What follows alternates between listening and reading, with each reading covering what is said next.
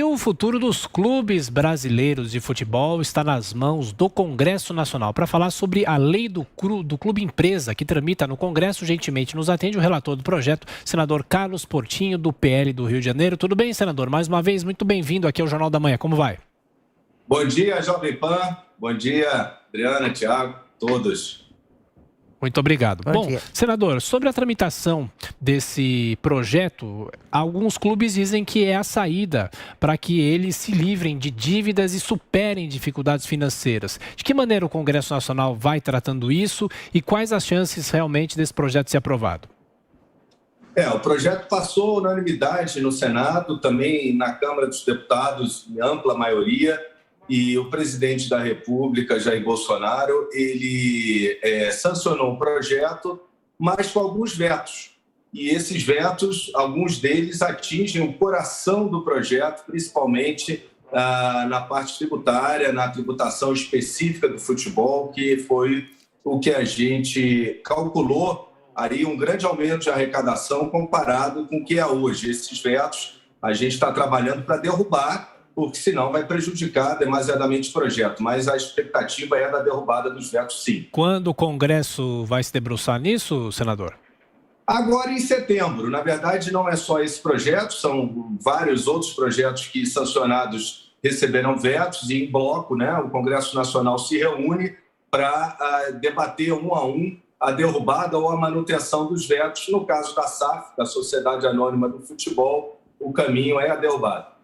Bom, senador, agora as perguntas dos nossos comentaristas. A gente começa por Brasília, José Maria Trindade, que acompanhou de perto a tramitação desse projeto no Congresso. É, Maria? Pois é, senador, muito bom dia. A gente vê que essa lei, embora tenha sido vetada em parte, ela já está em ação.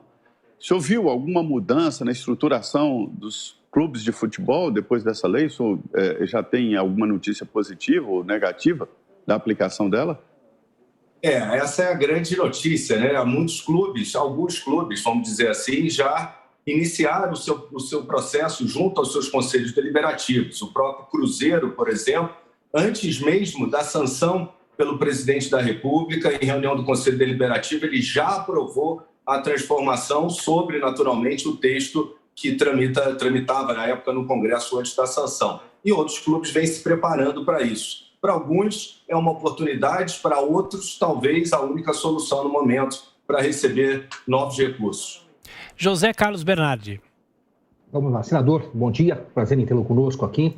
Senador, os clubes vão se transformar em empresa como sociedade anônima, ou seja, ninguém saberá quem serão verdadeiramente os donos dessas empresas. Isso é saudável para o esporte e principalmente porque o futebol é dominado por cartolas e a gente já sabe que é um mercado bem complicado. O clube empresa ele existe, na verdade, desde a Lei Pelé, a sua previsão. Mas, como você disse, é uma mudança cultural que deve acontecer. A sociedade anônima, no caso do futebol, é um tipo empresarial já experimentado, de amplo conhecimento dos investidores de mercado. O texto teve todo o cuidado em dar a maior transparência, justamente porque são instrumentos próprios de uma sociedade anônima, né? A governança, a transparência, a responsabilidade do gestor.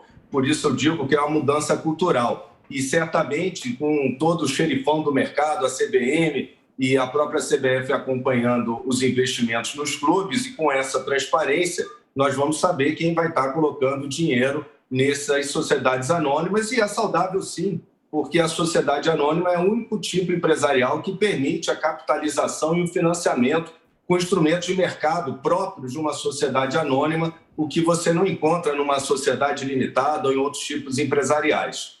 Senador Carlos Portinho, agora a pergunta de Cristina Grêmio. Cristina.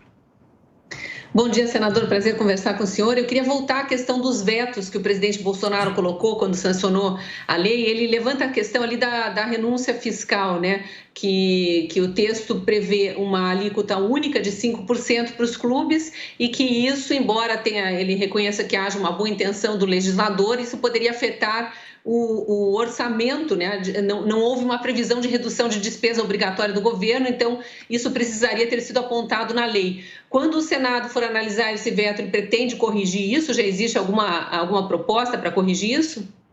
Não, primeiro tem que deixar claro que não é verdadeira a justificativa que a Receita Federal trouxe para o veto e que, se eu fosse presidente, faria o mesmo, porque a Receita ela diz que não houve apresentação do estudo de impacto. Eu digo que não é verdadeiro, porque no relatório apresentado, eu me debrucei com vários especialistas do setor e nós apresentamos o estudo de impacto, ele está anexo ao relatório protocolado, né, e ele prevê, de fato, um aumento de arrecadação na ordem de 20% a 50% comparado com o que hoje é arrecadado pelos clubes como associação civil, sem finalidade lucrativa, que pouco ou quase nada arrecadam para o governo. A gente teve aí, por exemplo, a venda do Vinícius Júnior para o Real Madrid, 40 milhões de euros, zero o governo recebeu dessa operação por ser clubes uma associação civil sem finalidade lucrativa e não incide imposto de renda. Agora, num clube transformado como sociedade anônima, né, essa tributação existiria na ordem aí em torno de 5% no início e 4%. Agora, 4%, 5% em regime de caixa. Então, a gente está tributando a receita direta mensal do clube. A gente não está tributando lucro, é muito melhor para o governo, porque a gente sabe que muitas vezes os clubes não dão lucros ou muitas vezes a sua contabilidade não mostra esse lucro, né? E esse senador veto que a Cristina cita, o principal que incomoda o senhor com relação ao projeto, o senhor disse que o presidente vetou regulamentações que mexeriam diretamente com o coração do projeto. Qual outro, por exemplo, e por que você acredita que o presidente vetou? O presidente vetou a partir de uma informação completamente errada da Receita. Acho que na ausência de argumento, ela seguiu a receita do bolo. Falou, não houve estudo de impacto. Mentira. O estudo de impacto está lá demonstrado no relatório. Como o presidente não teve acesso a isso, eu também, pela lei de responsabilidade fiscal, pelo risco, eu faria o mesmo. Mas é exatamente por isso que a tributação específica do futebol, esse veto deve ser derrubado e tem tido boa receptividade no próprio Congresso, porque afeta o coração do projeto, né? A gente tem que seduzir o clube a se transformar numa sociedade anônima e seduzir o investidor a aportar esses recursos. Né, pagando aí 34%, né, certamente isso não aconteceria. Como eu digo, 34% de zero é zero. Né? Então, eu, com o estudo, entendo, e está demonstrado um aumento aí até 50%, pegando aí o que o Flamengo, Atlético Paranaense, são os clubes de melhor performance, arrecadam. Agora, há o veto também sobre as debêntures do futebol. Né? As debêntures do futebol não existem. Né? Então, não há que se falar em perda de arrecadação. Só pode haver aumento de arrecadação na medida que a receita das debêntures do futebol, investimento estrangeiro é taxado em 15%, investimento nacional é em zero. Mas isso a gente está atraindo, né, para esse setor mais investimentos, gerando mais riqueza. Isso é muito produtivo. O setor do futebol ele emprega bastante, né, e ele movimenta muitos recursos que antes não eram tributados e agora a gente tem a chance tributando a receita mensal do clube, que o governo tem uma arrecadação maior. Senador Carlos Portinho, do PL do Rio de Janeiro, mais uma vez, obrigado pela atenção, pela gentileza, bom trabalho, boa semana. Muito obrigado. Saúde a todos. Igualmente.